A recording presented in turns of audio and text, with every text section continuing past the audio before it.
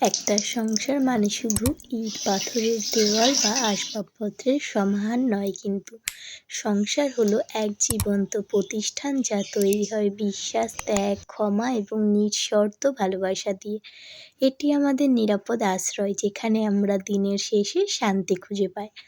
আজ আমি আমার সংসারের কিছু টুকটাক কাজ এবং সারাদিনের কিছু মুহূর্ত তোমাদের সঙ্গে শেয়ার করছি।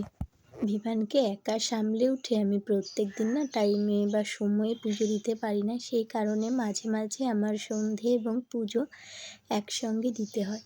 আজকে তো বিভান সারাদিন ঘুমোয়নি, তো এখন আগে কিন্তু আমি একদম সকালবেলায় ঘুম থেকে উঠেই পুজো দিয়ে দিতাম এবং ঠিকঠাক সময়ে সন্ধে দিয়ে দিতাম।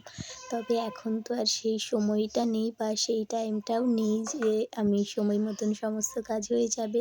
যেহেতু বিভানকে একাই সামলাতে হয়, সেই কারণে সব কাজ না সময় মতো হয় না। আজকে পুজো দিতে দিতে একদম বিকেল হয়ে গেছে।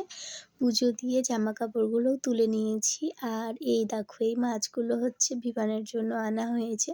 মাছগুলো বাইরে থেকেই দেখে, যেহেতু জলের মধ্যে হিটার দেওয়া আছে সেই কারণে ওকে আর হাত দিতে দিন। বিভান কিন্তু মাছ খেতেও ভালোবাসে এবং মাছ দেখতেও ও খুব ভালোবাসে। আর এখানে আমার যে কটা সব টয় ছিল সেই টয়গুলোকে সুন্দর করে সাজিয়ে রাখা আছে।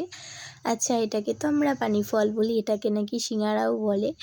আর এটা খেতে আমার খুব একটা ভালো লাগে না, আবার খুব একটা খারাপও লাগে না। কাল সন্ধেবেলায় বিভানের বাবা এতগুলো চিপসের প্যাকেট, চকলেট এনে দিয়েছিল, তো তখন তো আমি খাইনি, এগুলোকে রেখে দিয়েছিলাম পরের দিন খাবো বলে।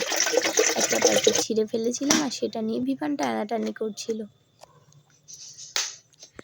যতই কাজ করি না, কাজ যেন শেষই হয় না, একটার পর একটা কাজ কিন্তু আসতেই থাকে। এদিকে হঠাৎ করে যেই ভাবলাম যে কাজ শেষ, একটুখানি বসি, তখন দেখছি যে বিভানের যেই জল গরমগুলো ছিল না, সেই জল গরমটা শেষ হয়ে গিয়েছে। সেই কারণে জলটাকেও আমি ঢেলে নিচ্ছি। আর এই জলগুলো না খুব একটা বেশি গরম থাকছে না, এই স্টিলেরটাই থাকে ওই 1 ঘন্টা মতন। আর যেটা প্লাস্টিকের ওটাতে থাকে ওই সারাদিন মতন প্রায় থেকে যায়। আমাকে দিনে তো 3 বার জল গরম করতেই হয়। আর এই যে এই চিপসটা খেতে দারুণ। যদি তোমরা লেসের পরিবর্তে এটা খাও না, আমার তো মনে হবে এটাই বেস্ট বলবে, তার কারণ এটা কিন্তু খেতে একটু বেশিই ভালো।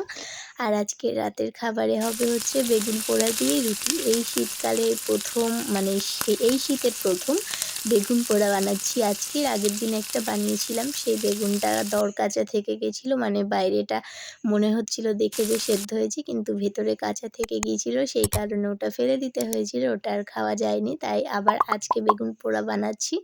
আর পেঁয়াজ, কাঁচা লঙ্কা, ধনেপাতা দিয়ে মাখলে তো এটা দারুণ লাগে। ওপর থেকে একটুখানি সর্ষের তেল ছড়িয়ে রুটি দিয়ে রাতে তোমরাও একবার খেয়ে দেখো, দেখবে খুব ভালো।